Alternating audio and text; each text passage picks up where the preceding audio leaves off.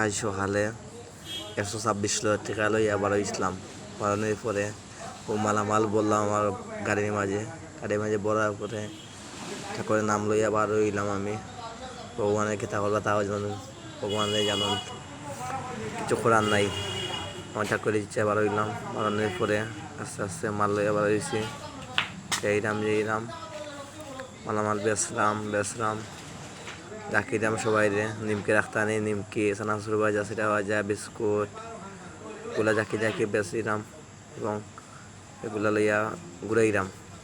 ঘুরানোর পরে বিভিন্ন জায়গায় ঘোরাঘুরি করছি, যেমন সাদাপাড়া, 13 রতন এবং অনেক জায়গায় ঘুরাইছি। 13 রতন সহ শাপলাবাগ ওগুলা জায়গার মাঝে ঘুরাইছি আমি। ঘুরানোর পরে দিয়া মাল বিকে হওয়ার অবস্থা খারাপ, খুব গরম বেশি আসলো আজকে। গরমটার কারণে অবস্থা বেশি খারাপ। বাদে হঠাৎ করে চোখে পড়লো একটা গাছের পাতা, এটা পাথর কুচি পাতা হয়, যা কিডনির বা পাথরের লাগে খুবই ভালো। আমার কিডনির মাঝে পাথর আছে, ওর লাগে আমি ও পাতাগুলো সংগ্রহ করলাম। করার পরে দিয়া গুলা লইলাম বেগে লইয়া আবার সোনা দিলাম। সোনা দেওয়ার পরে দিয়ে বেচলাম, বেচা বিক্রি করলাম। করার পরে দিয়া দেখলাম যে মোটামুটি সেল হওয়ার ভগবানের ঠাকুরের কৃপায় মোটামুটি সেল করতেও আছে। ওরও মালামাল মোটামুটি ওগুলোই আছে আমার ওগুলোর মাঝে।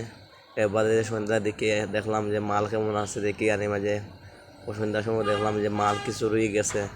কোনো বেচার চেষ্টা করলাম, আস্তে দিন বেচা বিক্রি কিনা করলাম। আজকে বেলা দেখলাম যে মোটামুটি ভালো সেল হয়েছে, প্রায় 3000 টাকার মতন বেচছি। এরপরে দিয়ে আবার এখন আমি ঘোরাঘুরি করতে থাকলাম। করতে হঠাৎ আরও কিছু বা 300 বা 350 টাকার মতন বেচছি। বেচার পরে দিয়া তো আরও আবার আটকানো গেলাম। এবার পরে দিয়ে গিয়া বেচছি আর 700-800 টাকার মতন। বেচার পরে দিয়ে দেখলাম মোটামুটি ভালো বিক্রি হয়েছে।